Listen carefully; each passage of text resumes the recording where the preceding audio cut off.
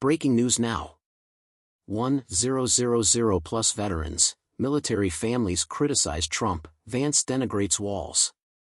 More than 1,000 service personnel and veterans' families have taken to social media to condemn what they describe politically motivated attacks on the military record of Democratic Minnesota Governor Tim Walz by former President Trump and his running mate, Senator J.D. Vance of Ohio. The letter, first published by USA Today and later obtained by The Hill, reads that J.D. Vance's recent statements disparaging Governor Walz's service record are disrespectful and highly disheartening, especially given Vance's own service, which we are also genuinely thankful for.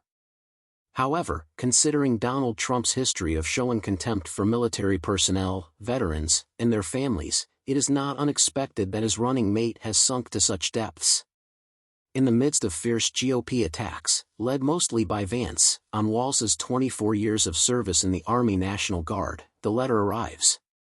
The Democratic vice presidential candidate, Walz, has been the target of criticism from Marine Corps veteran Vance due to Walz's decision to retire from active duty before his unit's deployment to Iraq. Walz joined the Guard when he was 17 years old and remained until May 2005, when he opted to retire and seek election to the Congress. In the House Veterans Affairs Committee, he became the highest-ranking Democrat after serving 6 terms. It was my honor to serve my nation in Iraq at the request of the United States of America. I did what they wanted me to do, and I did it honorably. I'm really proud of that service, Vance said at a campaign event last week. You know what Tim Walz did when his country requested him to go to Iraq? After he let his troops proceed without him, he left the Army. Additionally, Vance has charged Walz with stolen valor. 1,048 people have signed a new letter that praises Walz's military service.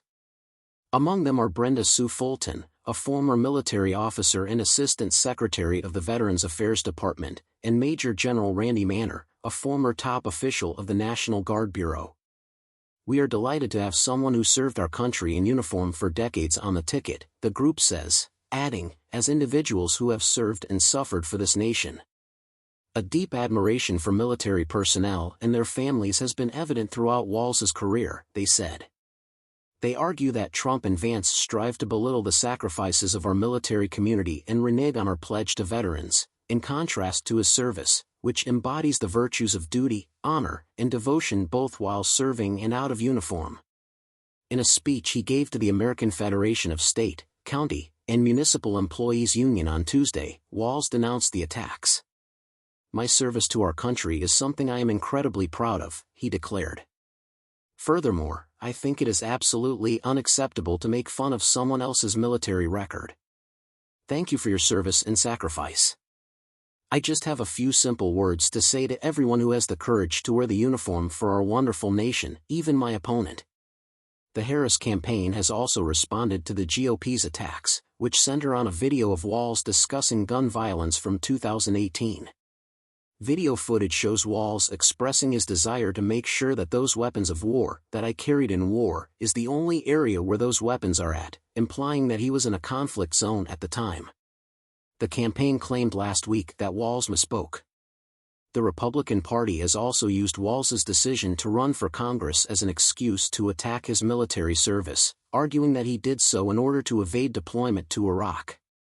Walz actually left the military in May of 2005, months before his unit was ordered to deploy in August of the same year.